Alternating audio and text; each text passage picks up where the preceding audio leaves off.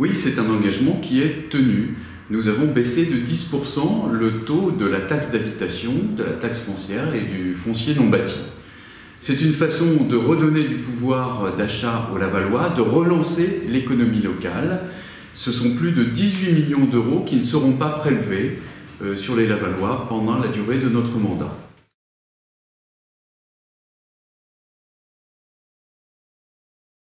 Le gouvernement reste inflexible dans sa stratégie vis-à-vis des collectivités locales, puisque cette année, la ville de Laval va encore voir ses dotations de l'État baisser très nettement.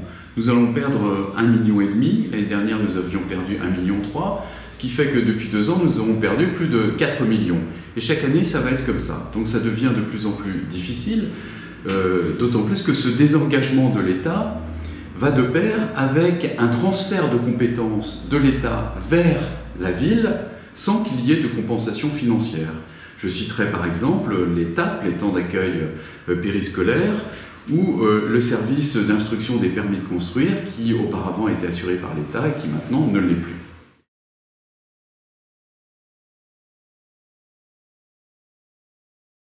Oui, cet été, 700 000 € ont été consacrés à la rénovation de la voirie et des trottoirs. Je pense par exemple au quai Sadi Carnot, au quai Jean Fouquet, au quai d'Avenières, à l'avenue de Fougères. Et puis nous avons aussi la rénovation du Parvis, la maison de quartier des Fourches, qui est engagée.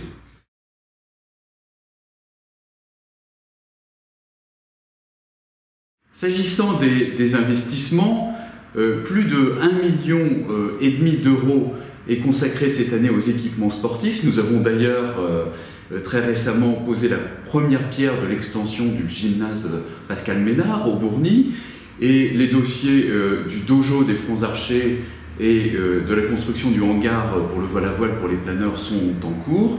Et nous avons aussi inauguré dimanche dernier le parcours VTT Trial pour le club de cyclisme.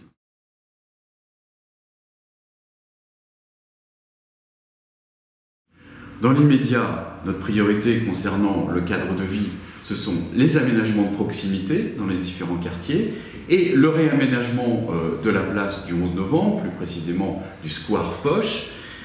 L'autre priorité dans ce début d'année, c'est la tranquillité et la sécurité publique. Nous avons confirmé notre décision d'équiper la ville dès le début de l'année 2016 en caméras de vidéoprotection. Ça aussi, cela a un coût, mais c'est un coût que nous assumons car c'est une priorité.